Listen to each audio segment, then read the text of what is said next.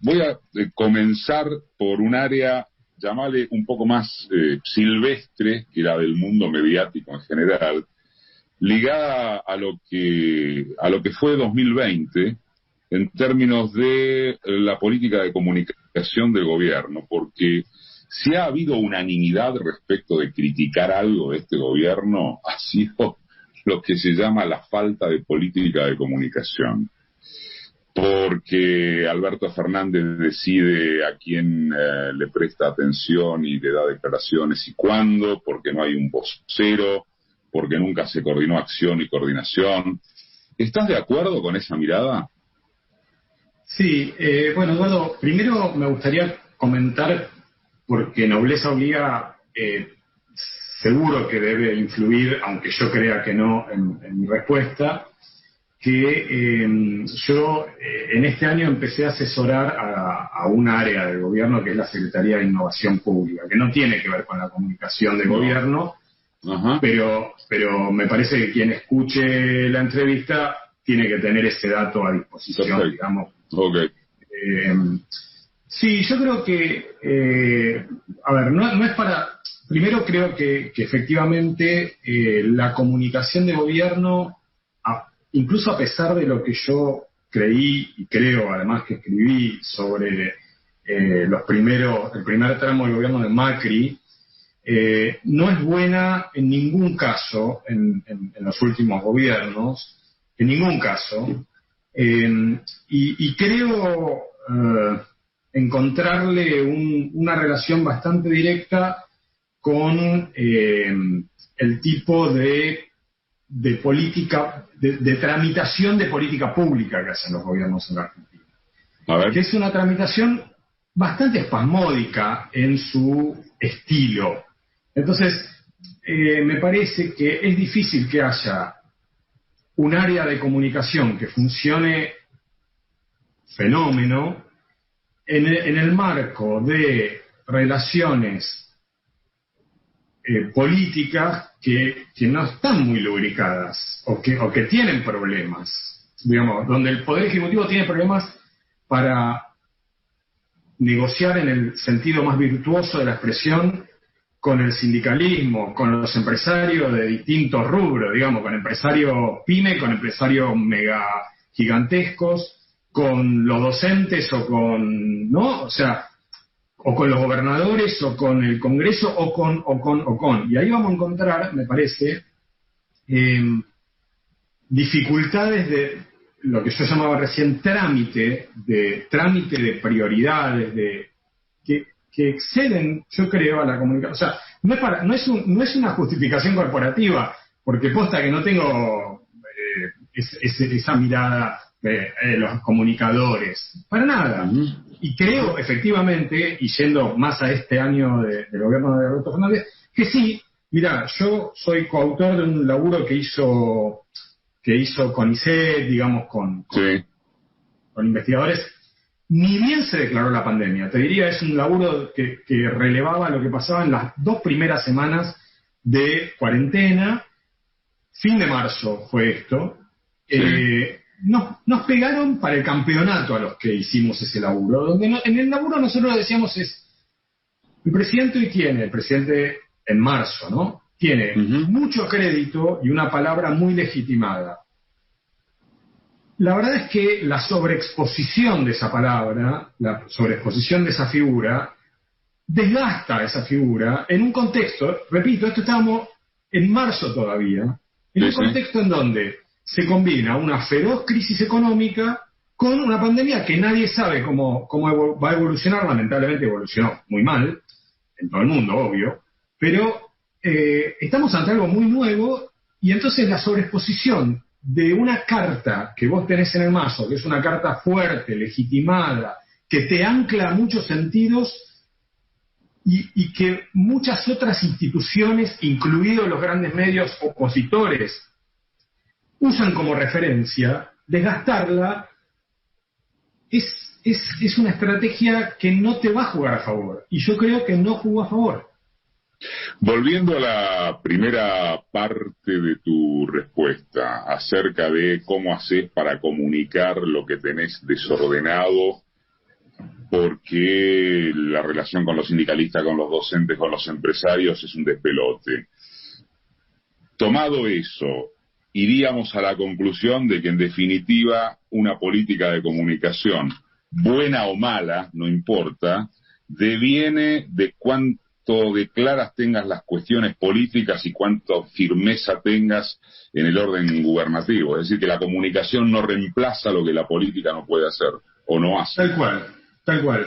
Eso yo lo veo tanto en la política, y los que somos mayores, digamos, mayorcitos, lo recordamos, por lo menos la marca de mi generación es la del gobierno de Alfonsín con los famosos problemas de comunicación, ¿no? Los problemas de comunicación, en general, cuando uno mira históricamente, ¿no? La evolución de gobiernos que tuvieron muchos traspiés en la comunicación, empiezan cuando empiezan los traspiés políticos. O sea, no son esferas autónomas. Mirarlo como algo... Porque si no, es como decir, bueno, contratamos a los mejores, que es lo que hacen los gobiernos y también las organizaciones privadas cuando están en crisis.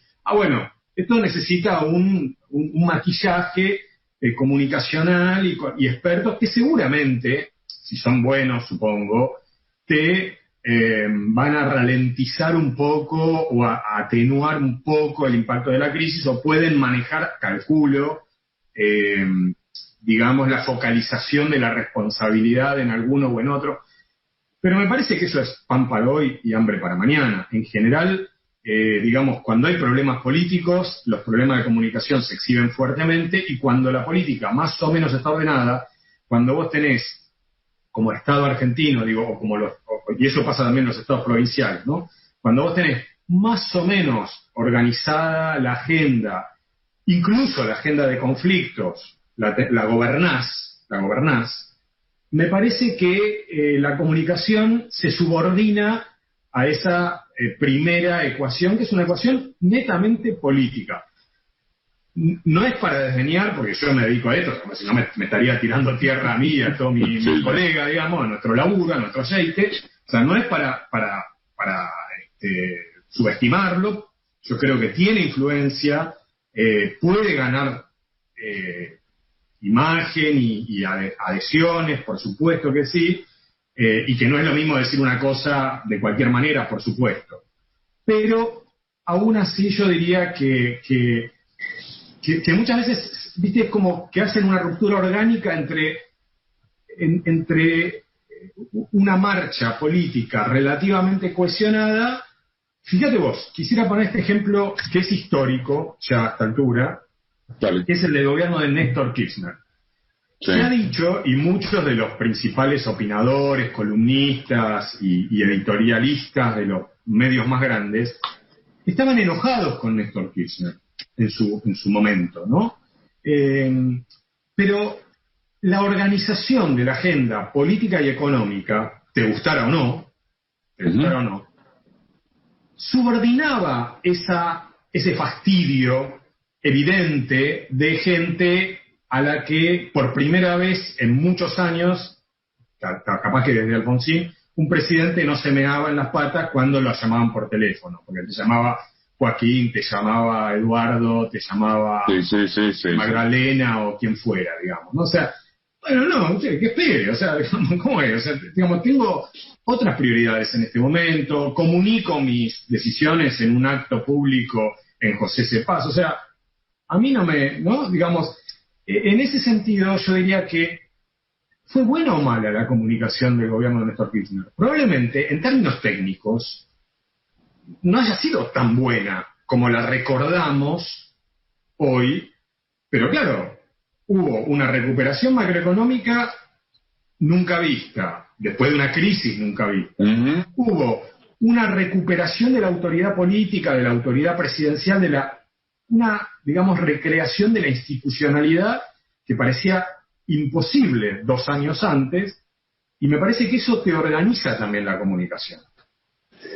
Vos dijiste en una nota de junio, en Tiempo Argentino, entre otras cosas interesantes, pero dijiste, de esta crisis, por lo pandémico específicamente, se saldrá con mayor pobreza informativa y comunicacional.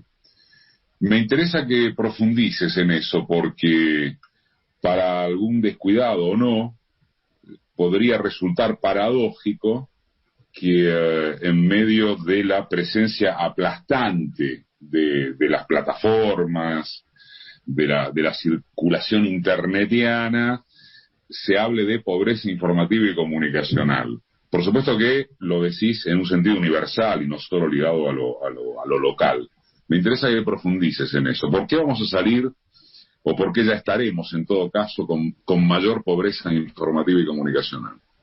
Sí, yo creo que ahí tenemos como dos niveles para pensarlo. Uno es el nivel del acceso, que efectivamente la pandemia golpea de manera mucho más desigual a las desigualdades preexistentes. Entonces, quienes tenían malas condiciones de acceso a cualquier tipo de soporte, sea analógico o digital, sea a conectividad a internet móvil o a televisión de pago, lo que sea, o si tenías, que ya no estamos hablando de los estratos más bajos, si tenías alguna suscripción, algún medio, lo primero que se recorta en las familias cuando se pierde el laburo, cuando se discontinúa el laburo, aunque no se pierda completamente, son consumos culturales. Entonces, desde el punto de vista del acceso, el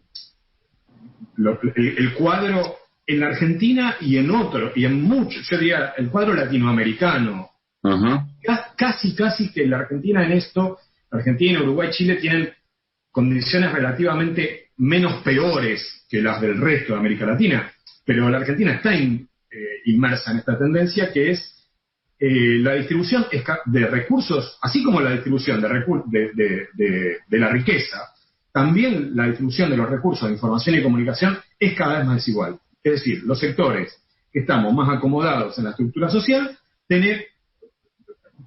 alguien podrá escuchar esto y decir, pero claro, este tipo está delirando porque a mí, dentro de todo, bueno, pero vos conservaste el empleo, yo, Martín, conservé el empleo, no tuve que recortar estos gastos de consumos culturales, informacionales y de conectividad, no tuve que hacerlo, al revés, tuve condiciones para que si necesitaba, ¿sabe qué? No 50 megas, 100 megas, dale, ¿no? Uh-huh. Vivo en una ciudad, tengo ingresos, o sea, pero estamos hablando de una porción lamentablemente cada vez menor. Entonces, en un país que tiene 40 y pico, 44, 43% de pobreza, es difícil que eso no ocurra. Eso por el lado del acceso, como te digo, digamos, del acceso o la demanda, como se quiera decir, ¿no? Después tenemos el otro lado, el lado de la oferta, que es, yo pienso también cada vez más reducido en calidad, riqueza, en diversidad, en recursos invertidos, en productos. Yo creo que no es casual que las entidades patronales del lado de la oferta ya no están en manos de periodistas. Ya no tenés un empresario de medios que sabía hacer medios, Romay, Fontevecchia, Noble.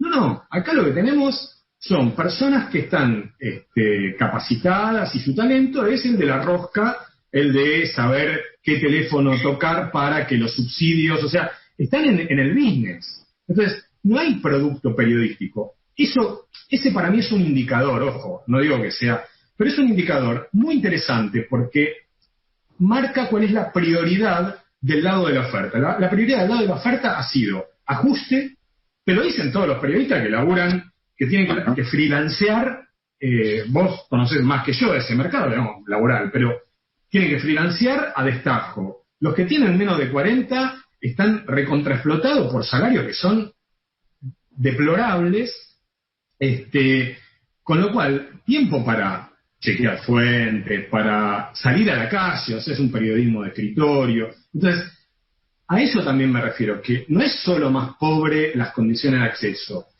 la oferta informativa y como, porque vos me vas a decir, bueno, pero ahora tenemos plataforma, ¿qué me querés poner, digamos, de ejemplo a la opinión de Timerman?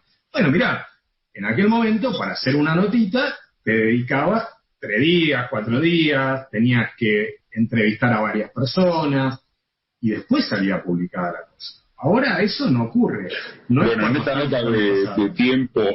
nota de tiempo que te hicieron y que te citaba y que dio origen a este tramo de nuestra charla, vos decís, por ejemplo, que poner como muro de pago por parte de su estructura, por parte del Wall Street Journal o del New York Times, lo podés entender porque tienen notas de gran envergadura y entonces vos pagás para acceder a eso.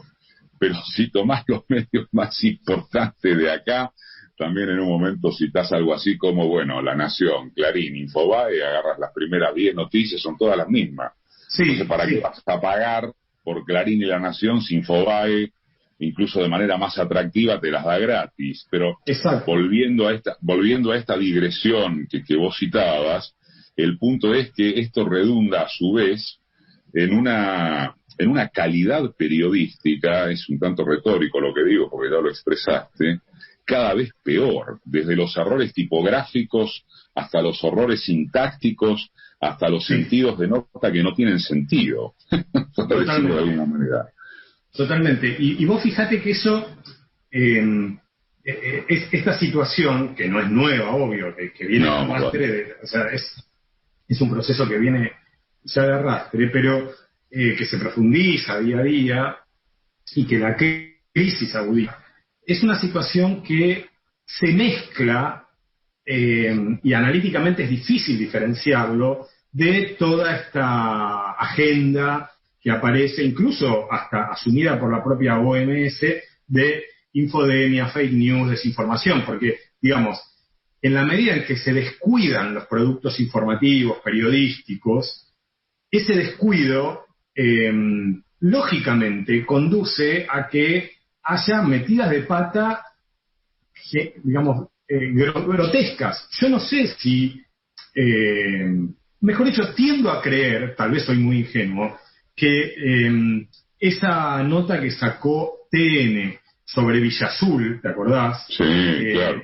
Que puso imágenes. Eso me parece un caso muy ilustrativo, porque TN pone en horario central imágenes de Chile, de protestas en Chile, diciendo que los vecinos de Villa Azul, que queda a escasos 2,5 kilómetros de la redacción de TN, o sea que era mandar una moto para ver si pasaba algo ahí, digamos, era 15 minutos, te quiero decir, le ponen imágenes falsas. Entonces, ¿eso qué tiene que ver? ¿Es una operación de desinformación? Bueno, si uno tiene una mirada más conspirativa, dice TN, Grupo Clarín, pero quienes conocemos el día a día de las redacciones, sabemos que es difícil, porque ellos operan sin necesidad de poner fotos de Chile. O sea, entonces, y en general no lo hacen en el breaking news con imágenes. Entonces, eso, después, en un gesto muy inusual, la empresa dice, teníamos un ciudadano, colaborador de Villa Azul, que nos manda esto. Para mí es muy revelador eso. Es decir, los tipos te dicen que a 2,5 kilómetros, 3 kilómetros de su redacción, hay un tema de interés relevante que ellos ponen y destacan en su edición de noticiero, que ellos no mandan un solo recurso periodístico, que se basan en lo que publica un vecino en sus redes sociales, y eso, con eso quieren justificar esa metida de pata. Bueno, es lo que reconoció el fallecido Julio Blanc. Efectivamente. En aquella nota con La Izquierda Diario, dijo, hicimos periodismo de guerra, está mal, y sí, la verdad que está mal, pero el tipo lo reconoció. Sí, en eso Julio Blanc, y eso hay que reconocérselo a él, siempre se lo reconocimos también en vida, ha sido muy honesto, digamos, ¿no? O sea, con o sin diferencias, ha sido siempre muy honesto, y efectivamente acá lo fue. Hicieron periodismo de guerra y después hicieron periodismo militante a favor de Macri, porque eso justificaba la fusión entre Cablevisión y Telecom, que es la fusión más grande de la historia de las comunicaciones en América Latina. Entonces, digamos, en función de un negocio, no tienen problemas en enterrar la calidad periodística, los pruritos profesionales. Si hay que operar, se opera. Si hay que meter noticias falsas o no chequear fuentes, se lo hace. Eso, digamos, todo lo justifica, ¿no? El fin justifica los medios. Martín, sin perjuicio de lo que hablábamos acerca de que los grandes medios vienen perdiendo credibilidad, está claro que de todas maneras siguen concentrando la gran mayoría de las audiencias masivas, y hablo también de las plataformas, por supuesto. Entonces, ¿hay retorno del camino que parece ser que los grandes medios, los grandes dispositivos, concentran cada vez más las audiencias masivas? Y por el contrario tenés la posibilidad de que cada vez más minorías intensas descubran nichos, incluso cada vez más pequeños, ¿o no?, para llegar a audiencias diferenciadas. ¿Tiene retorno eso, si es que lo ves así? Sí, yo veo que ese es hoy el escenario y lo veo bastante consolidado el escenario. Te diría que para arriesgar una proyección acerca de cómo puede evolucionar ese escenario, necesitaríamos saber cosas que están hoy cociéndose en los países centrales respecto de las plataformas digitales. Por ejemplo, las acusaciones muy fuertes de monopolio a Google, a Facebook, de abuso de posición dominante, la orden y la intervención estatal en Francia, en Australia, o sea, no solamente en los Estados Unidos, respecto de que tienen que coparticipar a las organizaciones periodísticas de la bolsa mayorista y minorista de publicidad digital, que es cada vez mayor, obviamente porque hay una migración de audiencias y de publicidad hacia los entornos digitales. Entonces, digo, tenemos que ver cómo evoluciona todo ese marco que va a darle un formato diferente a las plataformas y a los medios digitales y a la circulación de flujos de información, de noticias, de comunicación y de opinión en entornos digitales en los próximos años. O sea, sería, me parece incorrecto tomar la foto de hoy, tal y como están las reglas de juego hoy, muy marcadas por estas plataformas, para ver qué va a pasar dentro de 5 o 10 años. Por otro lado, en relación al ecosistema más doméstico, más de cabotaje, donde Clarín, efectivamente, Clarín ha perdido, por ejemplo, el liderazgo en medios digitales. Lo desbancó Infobae. Ha perdido el liderazgo en televisión, en señal de opinión e información, ponele, que era TN, lo desbancó C5N. O sea, sí conserva cierto liderazgo en Radio AM, donde obviamente la radio es una porción, comparado con los medios online o con la televisión, minúscula, menor, digamos, pero te quiero decir, no es que no ha tenido costos. Es cierto, por ejemplo, que el diario papel, por poner un indicador que ya casi no se usa, porque poca gente compra diario papel, hoy tiene menos caída que la de La Nación, que fue pronunciadísima en los últimos 4 años, o Diario Popular, suponete, en otro segmento de la población, pero Clarín tuvo esa pérdida que ahora tienen Nación y Popular, la tuvo entre 2005 y 2015. En esos 10 años, Clarín perdió casi un poco más de 1/3 de sus ventas en papel. Entonces, ojo que yo creo que no ha tenido poco costo. Es verdad lo que vos decís, que Clarín, no Clarín, digamos, en general, los medios resignan la interpelación generalista. Antes teníamos medios generalistas, sí, que apelaban a una cosa como, y en Clarín era muy típico esto, muy policlasista. O sea, Clarín te lo podían comprar en Avenida Santa Fe, en Avenida Las Heras y en Avellaneda, en la zona metropolitana, y lo compraban, efectivamente. Entonces, sí, o sea, ha perdido esa interpelación policlasista, resignan en función de dedicarse a los negocios y dicen, vamos a interpelar a una minoría intensa que tal vez no es tan minoritaria, porque, bueno, es un 30% de la población, digamos, muy antikirchnerista, muy antiperonista, muy antiestatista, es el voto clásico fuerte de la derecha. Pero claro, ahí fíjate que comen Clarín, La Nación, Infobae, en términos de interpelación editorial, es una minoría intensa que está sobre representada en los medios de comunicación. Es cierto que además es la minoría intensa que concentra la riqueza en la Argentina, entonces tiene una capacidad de bancarse un ecosistema de medios que lo interpele en exclusiva mayor que la que tienen los sectores populares, cuyos ingresos no permiten que haya un mercado publicitario que dinamice productos dirigidos a ellos. Martín, y subrayando un aspecto de lo que te preguntaba, por el lado de la oferta también, ¿qué pasa y qué tendrían que decir los medios chicos, los medios cooperativos, los medios a los que, seamos francos, claro, el kirchnerismo no terminó de prestar atención, si es que alguna vez se la prestó, tras haber considerado que la batalla con Clarín y la sanción de la ley de medios era un punto de llegada y no de partida? ¿Qué está pasando con esos medios? ¿Qué expectativas pueden tener? ¿Y qué debería pensar que podría hacer extrapandémicamente, ¿no?, el Estado con alguna política pública respecto de esos medios? Mira, yo creo que esos medios tienen algunas lecciones aprendidas ya. Por ejemplo, saben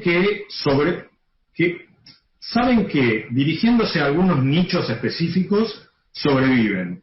Y sobreviven, te diría, en algunos casos de manera mucho más saludable que grandes medios comerciales. Porque hablas de emisoras online, emisoras alternativas, radios de ciudades, radios comunitarias que tienen 30 años de existencia.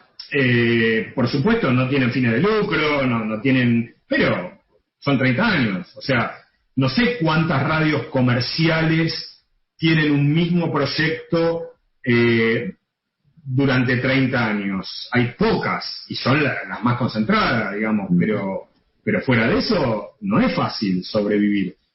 Pienso en Tiempo Argentino Cooperativo, o sea, que no tiene 30 años, pero tiene 4, o sea, digamos, hay experiencias que se sedimentan, pero que es cierto que son experiencias minoritarias, que no son masivas, Uh-huh. Yo creo que ese desafío es un desafío abierto, lo digo sintiéndome totalmente identificado, o sea, no es que yo tenga la receta, no la tengo. Hay algo de la relación con el Estado, con los Estados, con el Estado nacional, con los Estados provinciales, con los Estados municipales. Hay algo de la relación, diría yo, con el mundo del trabajo organizado, con los sindicatos. Hay algo de la articulación de la sociedad civil, política y civil, que todavía no está resuelto del todo, digamos, para dar un salto mayor. No sé si soy claro o si soy un poco crítico, pero lo que quiero decir, digamos, ¿Cómo podría producirse un salto que las conduzca a las experiencias minoritarias de lo mediático, que tuviese mayor alcance? Como te digo, o sea, si yo no tengo la solución, ¿es el Estado? Básicamente. No se puede hacer sin el Estado. No se puede hacer sin el Estado. ¿Por qué? Por lo que te decía en la respuesta anterior, que es los sectores populares, que son la masa, son la mayoría de la población, no tienen ingresos como para alentar un mercado publicitario que justifique, desde el punto de vista comercial, la realización de productos para ellos. En el diario Crónica, creado en el 63 para los sectores, para la clase obrera, digamos, para los laburantes de la fábrica del conurbano bonaerense, tenía en mi memoria en el 75, en el 82, 5 ediciones diarias.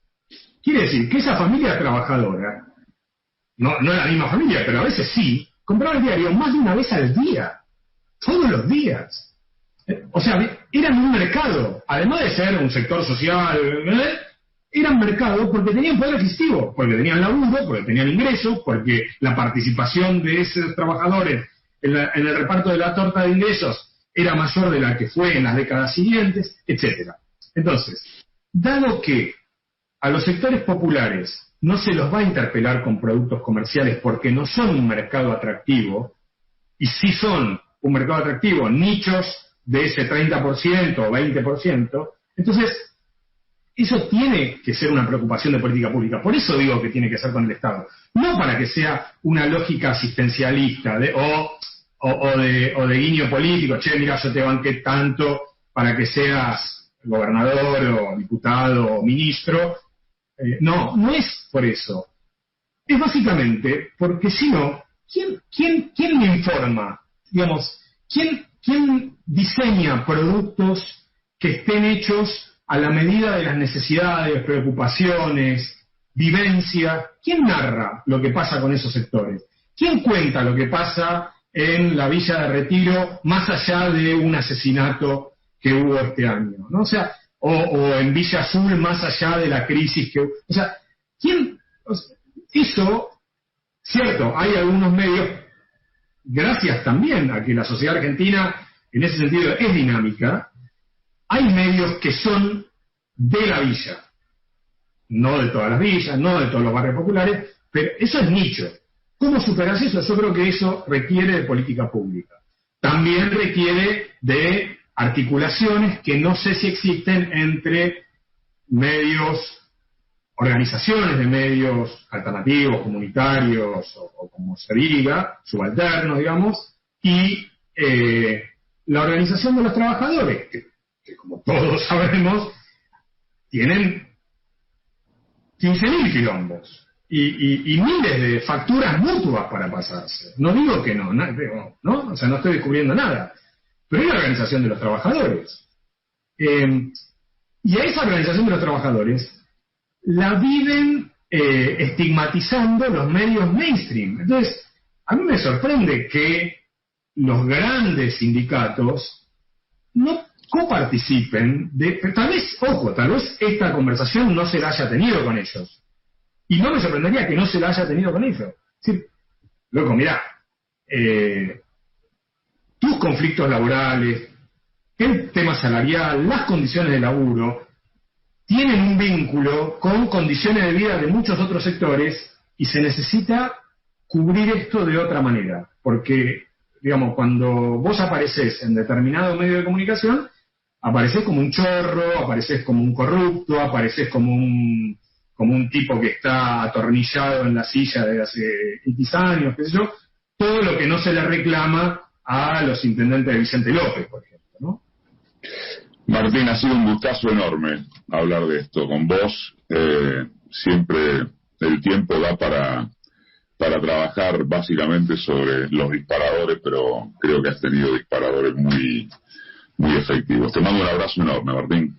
Gracias, Eduardo, y lo único que me gustaría decir es, yo a veces como todos, digamos, me caliento y me entusiasmo, digamos. Como debe ser. Pero, no, sí, pero no voy, o sea, que no, o sea, no es con el dedito levantado, no es que yo le estoy diciendo, la verdad, formo parte de esa realidad y trato de revisar introspectivamente qué podemos hacer mejor de lo que hemos hecho. No te quepa ninguna duda que salió así, además. Abrazo, Martín. Abrazo, gracias.